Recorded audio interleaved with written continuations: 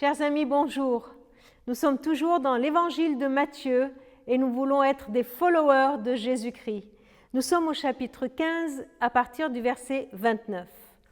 Jésus, il quitte les lieux où il se trouvait, il va près de la mer de Galilée et on voit la description d'une scène qui nous rappelle quelque chose. On voit une foule qui vient voir Jésus, j'allais dire comme d'habitude, Jésus qui guérit les boiteux, les aveugles, les malades. Et puis à un moment donné, Jésus qui dit aux disciples « Je suis ému de compassion pour cette foule, car voilà 3 jours qu'ils sont près de moi, ils n'ont rien à manger, je ne veux pas les renvoyer à jeun, de peur que leur force ne leur manque en chemin. » Et puis les disciples, ils répondent « Mais comment pourrions-nous avoir à manger dans ce lieu désert pour rassasier une si grande foule ?» Étrange, non ?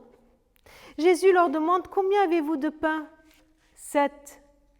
Il les fait asseoir dans la foule par terre. Il prend les 7 pains et les quelques poissons qu'ils avaient, il rend grâce, il les rompt et il demande aux disciples de les distribuer. Tous mangent, sont rassasiés et on emporte 7 corbeilles pleines de morceaux qui restaient. Et là, il y a 4000 hommes qui ont été rassasiés, sans compter les femmes et les enfants. Oui, cela nous rappelle un récit déjà lu, non ? Une première multiplication des pains. Ah, qu'est-ce qui se passe ? Est-ce que celui qui a écrit Matthieu s'est trompé ? Il a fait 2 fois le même récit ?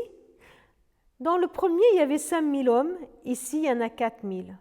Il y a des choses qui sont similaires, mais il y a des choses aussi qui changent.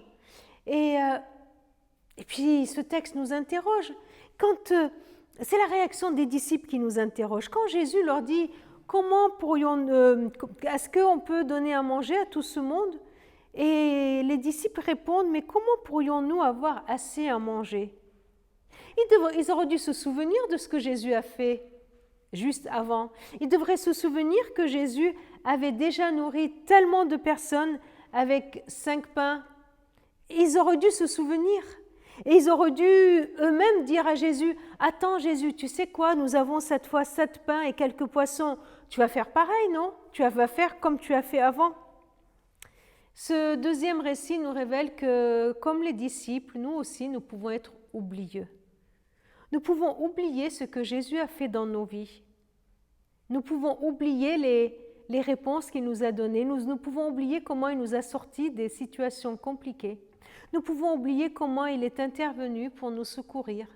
Et la fois prochaine, la fois où on se retrouve dans les mêmes situations, il peut nous arriver à nous aussi de crier ou de s'inquiéter. Comment on va faire ?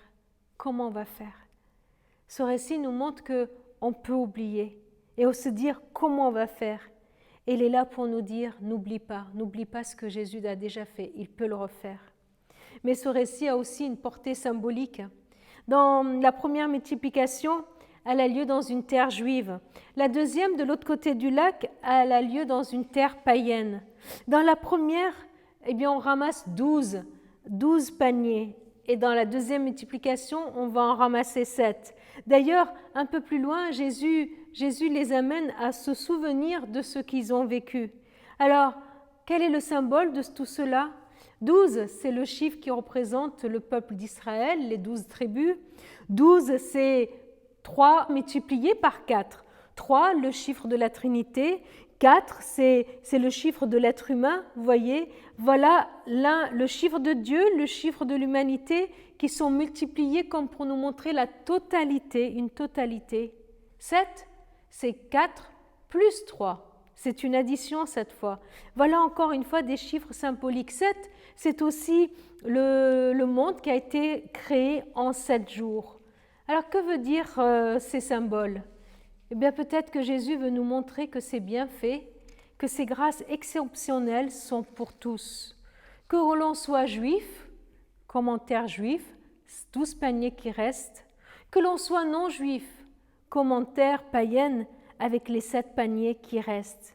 Et encore plus, ce pain qui est multiplié, c'est son corps qui est offert, qui est donné et qui sera suffisant pour les Juifs et pour les non-Juifs. Alors nous pouvons entendre ce commandement que Dieu donne à ses disciples, donnez-leur vous-même à manger, comme notre mission, d'aller dans toutes les nations, jusqu'au bout du monde, pour annoncer qu'il est le pain qui nous nourrit, qu'il est le pain dont nous avons besoin. Seigneur, aide-moi à ne pas oublier ce que tu as fait dans ma vie pour ne pas qu'au prochain pépin, je me dise « Waouh, comment je vais me faire pour m'en sortir ?»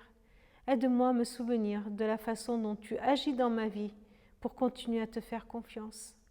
Seigneur, merci parce que ton don est parfait pour toutes les nations.